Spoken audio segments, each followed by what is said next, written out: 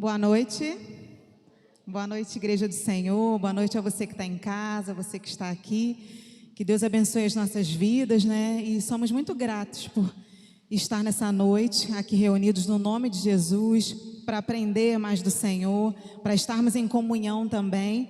E eu gostaria que você abrisse a sua Bíblia em 2 Reis. Eu vou estar falando assim, fazendo uma reflexão bem rapidinho, que ainda temos oração. 2 Reis, capítulo 5.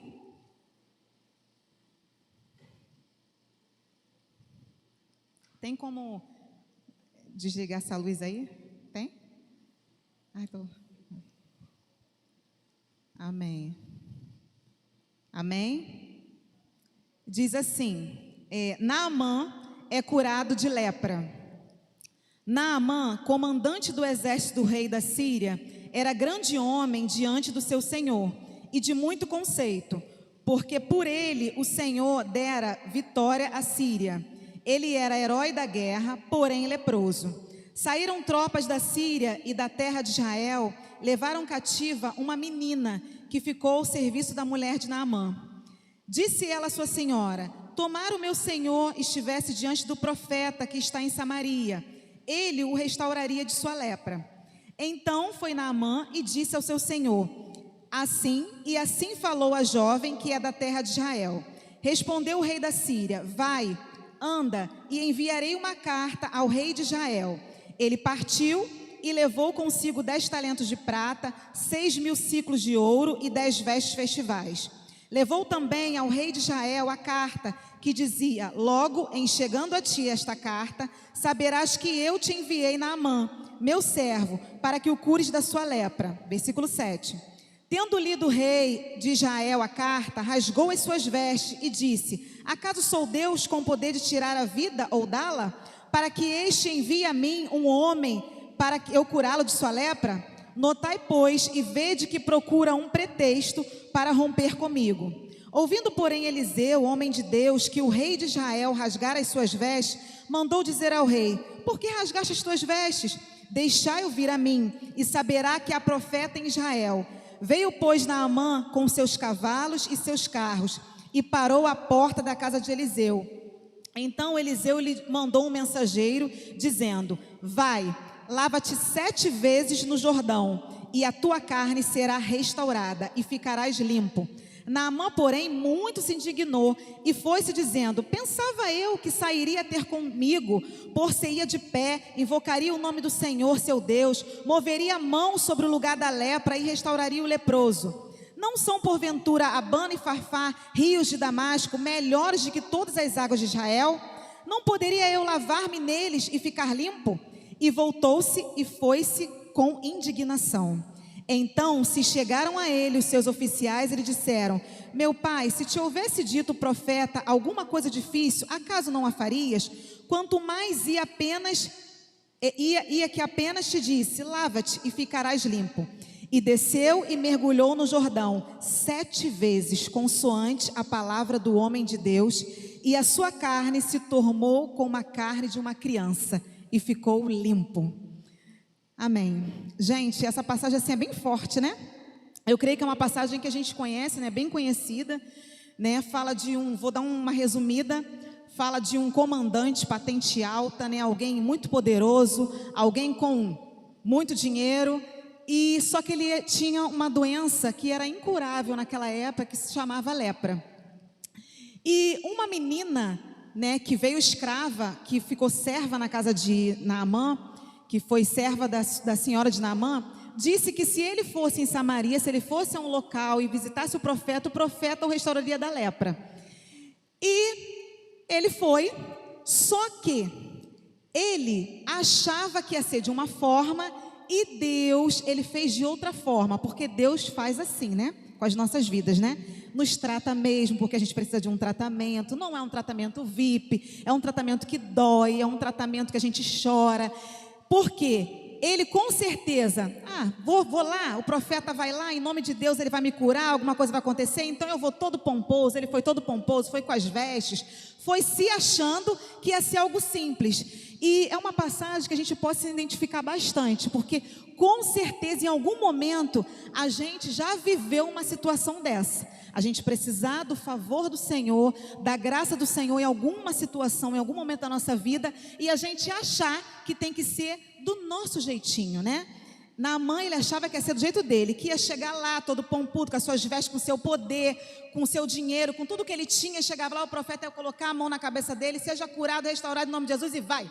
Só que não foi desse jeito. Existiu o quê? Um processo. Porque sempre na nossa vida, nós que servimos ao Senhor, nós que temos muitas vezes tantas dificuldades, existe um processo, e esse processo tem que acontecer, não tem jeito, não tem para onde correr. Naamã não tinha para onde correr, e ele foi pensando que fosse do jeito dele. Só que simplesmente a ordem foi o seguinte: ele tinha que não só mergulhar, ele tinha que mergulhar num rio, que era tipo como o rio Sardinha aqui, né, de Vila Quente. Você imagina, né, hoje a gente mergulhar nesse rio. Ai, meu Deus, Deus chega para mim e manda eu mergulhar lá. Como que vai ser isso, Jesus? Horrível, né? Só que naquela época era um rio assim. Só que não era uma vez, não era 2 vezes, não era 3 vezes, era só 7 vezes.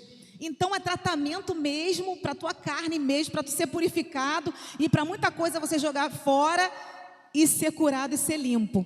E ele não gostou, com certeza. Dessa forma se indignou, e aí eu não imagino quanto ele deve ter ficado furioso. Meu Deus, tinha que ter sido assim e tal, e vai ter que ser desse jeito. No final, a gente lendo a passagem toda, ele foi lá, obedeceu, e tudo aconteceu, e ele realmente foi restaurado. Mas eu não quero me deter nessa passagem em si, do que eu estou falando agora. Eu dei uma resumida só para a gente entender aonde é que eu quero chegar. Quando eu li essa passagem, né, a palavra de Deus, ela se renova, né? Sempre, sempre. Você lê hoje, e hoje você tem um entendimento, e amanhã você lê, e Deus sempre renova, né, dentro de você, e sempre te dá uma lição. E dessa vez, eu vi essa passagem bem diferente. Eu não quero falar de Naamã, eu quero te falar da menina. Dessa menina que foi usada por Deus para falar que tinha um profeta que seria usado por Deus e que poderia restaurar a lepra de Naamã. Eu quero falar dela.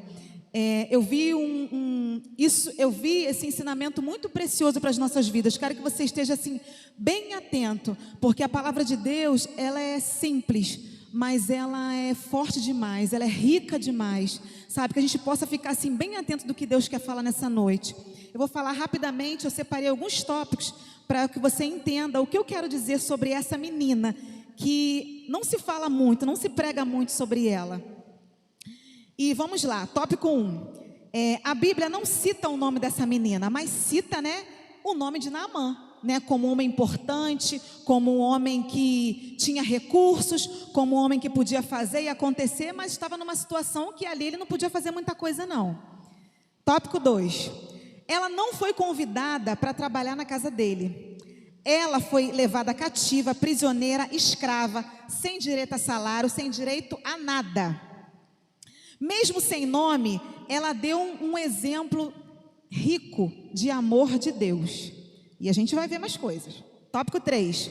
Uma menina improvável, sem motivo para acreditar em Deus. Por quê? Ela estava longe da sua família, né, longe das pessoas que com certeza gostavam dela, seus familiares. E ela poderia, por esse motivo, estar revoltada com Deus, né? Porque ela estava servindo no local que ela não tinha direito a nada. Então, por que que ela teve esse amor de Deus para com o seu servo que não favorecia ela em nada? Tópico 4. Ela teve ousadia, ela não se intimidou sendo uma escrava, porque ela ali não poderia, ela não teria direitos. Como serva e como escrava, ela não teria direito nem de abrir a boca para falar. Que dirá de falar que tinha uma pessoa lá que poderia fazer e acontecer? Ela não se intimidou, porque eles poderiam até dar uma punição para ela, ou repreender ela ali na hora. Tópico 5. A gente fica imaginando essa menina que era escrava. Com certeza, ela tinha sonhos, ela tinha projetos, ela tinha algo já projetado para a vida dela, e que naquele momento ali foi interrompido. Com certeza ali ela não tinha como almejar isso. Ela estava dentro de uma casa que ela tinha que servir, que ela não tinha direito a nada. Então, com certeza ali o projeto de vida, os planos que ela tinha ali, ficou parado. pelo menos até o momento, por enquanto. Tópico 6. Ela teve compaixão de um homem que no momento não ajudou ela em nada, não favoreceu ela em nada. Por que essa compaixão que ela teve? Tópico 7. Essa menina tinha fé, tinha uma convicção. Ela chegou e falou: tenho certeza que se você for lá no homem de Deus que se encontra lá em Samaria, ele o recuperaria da sua lepra. Ela tinha convicção, tinha fé. Como essa menina tinha fé? Se ela estava vivendo um momento tão difícil ali na vida dela. E eu quero dizer para os irmãos, o que a gente pode aprender com a vida dessa menina? Primeiro a gente tem que refletir bastante. Tudo isso aqui que eu falei, refletir bastante. Essa menina, ela não tinha, humanamente falando, nenhum favor de Deus, nenhum motivo para confiar em Deus, nenhum motivo para levar outras pessoas a confiar em Deus. Aí eu fiquei olhando para a minha vida, fiquei olhando para as nossas vidas como igreja. Nós temos muito favor de Deus.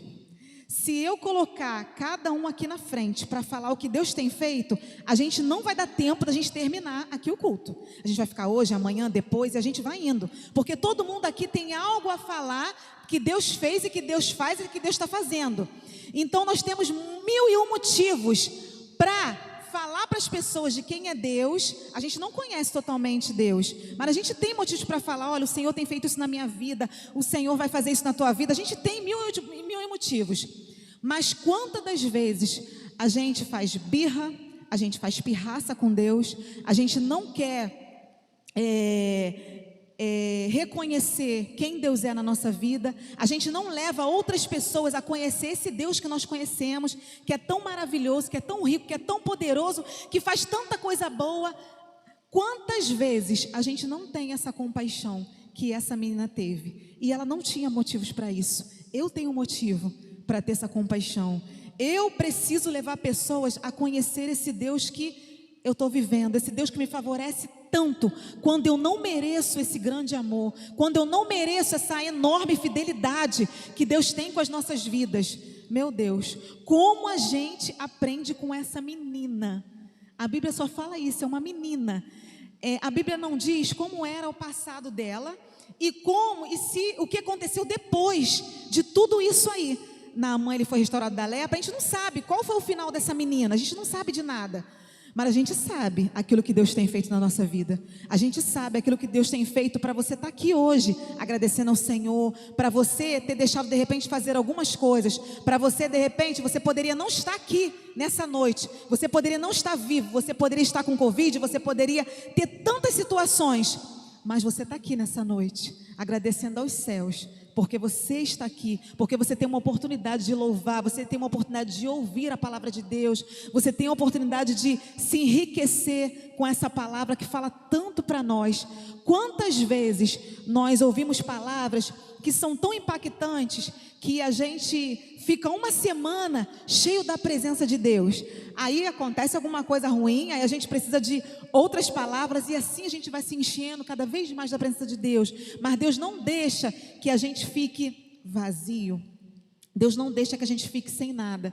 E olha como essa menina foi usada, uma menina improvável, uma menina que não tinha motivos nenhum de se colocar diante de Deus e de levar esse homem, porque ela poderia falar assim: eu vou falar para ele, eu estou aqui cativa, presa, não tenho direito a nada, não tenho salário, ele não vai fazer nada comigo, eu vou dizer que tem um homem de Deus que vai ser usado por Deus lá e que vai curar ele de lepra. Ela poderia não falar nada, como também nós, muitas das vezes nos calamos, muitas das vezes deixamos de cumprir a vontade de Deus, sabe? É algo para a gente parar um pouquinho e a gente refletir do quanto que Deus tem feito na nossa vida, sabe? O quanto que Deus tem nos empurrado para avançar, o quanto que a gente muitas vezes emperra e fica parado e não quer sair do lugar, porque a gente está chateado, porque a gente está aborrecido, porque a gente quer que as coisas aconteçam na nossa vida para ontem, a gente não quer esperar, a gente não quer aguardar.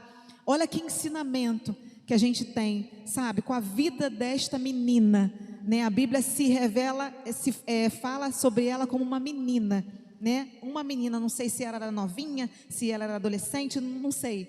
Mas olha como a Bíblia fala dela, né? É uma menina totalmente improvável, mas que a gente pode aprender.